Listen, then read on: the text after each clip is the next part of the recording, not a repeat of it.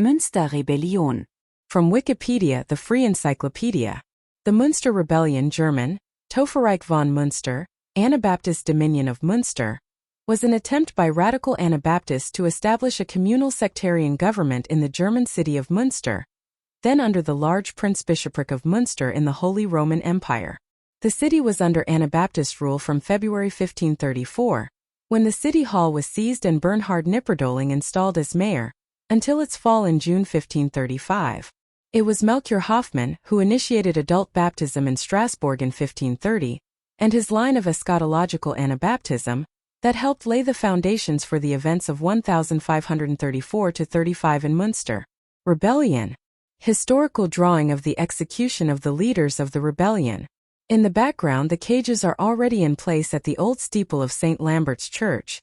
After the German Peasants' War, 1524–1525, a forceful attempt to establish theocracy was made at Münster, in Westphalia, 1532–1535.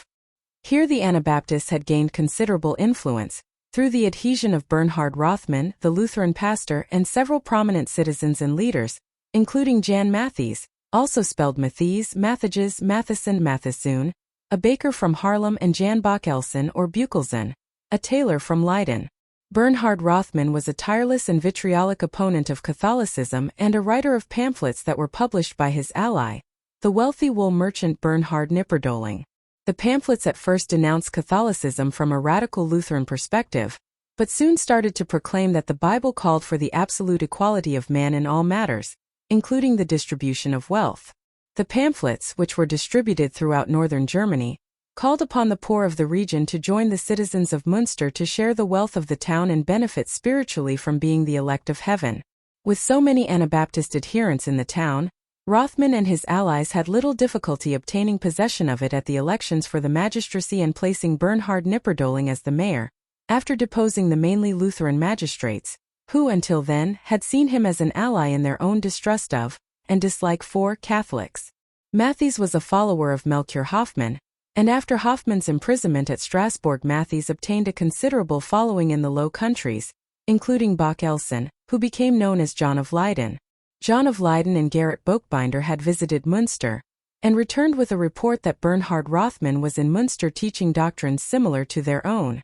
Mathies identified Münster as the New Jerusalem, and on January 5, 1534, a number of his disciples entered the city and introduced adult baptism. Rothmann apparently accepted rebaptism that day, and well over 1,000 adults were soon baptized. Vigorous preparations were made not only to hold what had been gained but to spread their beliefs to other areas. The many Lutherans who left were outnumbered by the arriving Anabaptists. There was an orgy of iconoclasm in cathedrals and monasteries, and rebaptism became compulsory. The property of emigrants was shared out with the poor, and soon a proclamation was issued that all property was to be held in common. Siege. The city was besieged by Franz von Waldeck, its expelled bishop. In April 1534, on Easter Sunday, Mathies, who had prophesied God's judgment to come on the wicked on that day, led a procession from the city with 12 followers, as he believed himself the second Gideon. He and his followers were cut off and taken. Mathies was killed, his head placed on a pole for all in the city to see, and his genitals nailed to the city gate. The 25-year-old John of Leyden was subsequently recognized as Mathies' religious and political successor, justifying his authority and actions by claiming visions from heaven. His authority grew until eventually he proclaimed himself the successor of David and adopted royal regalia, honors, and absolute power in the New Zion. There were now in the town at least 3 times as many women of marriageable age as men, so he made polygamy compulsory, and he himself took 16 wives. John is said to have beheaded Elizabeth Wandscharer in the marketplace for refusing to marry him, though this act might have been falsely attributed to him after his death. Meanwhile, most of the residents of Münster were starving as a result of the year-long siege. After lengthy resistance, the city was taken by the besiegers on June 24, 1535, and John of Leyden and several other prominent Anabaptist leaders were captured and imprisoned.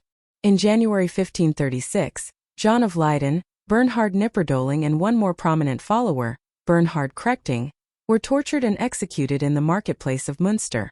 Their bodies were exhibited in cages which hung from the steeple of St. Lambert's Church.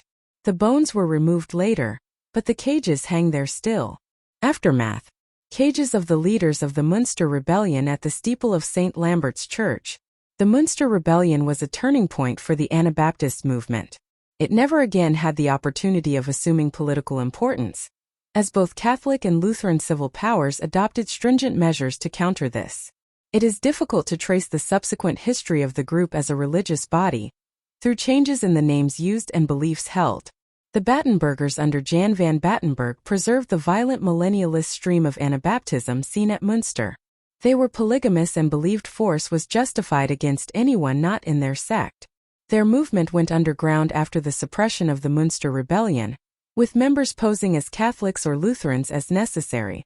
Some non-resistant Anabaptists found leaders in Menno Simons and the brothers Ob and Dirk Philips, Dutch Anabaptist leaders who repudiated the distinctive doctrines of the Munster Anabaptists. This group eventually became known as the Mennonites after Simons. They rejected any use of violence and preached a faith based on compassion and love of enemy.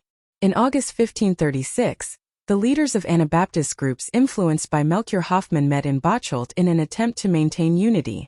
The meeting included followers of Battenberg, survivors of Munster, David Joris and his sympathizers, and the non-resistant Anabaptists. At this meeting, the major areas of dispute between the sects were polygamous marriage and the use of force against non-believers.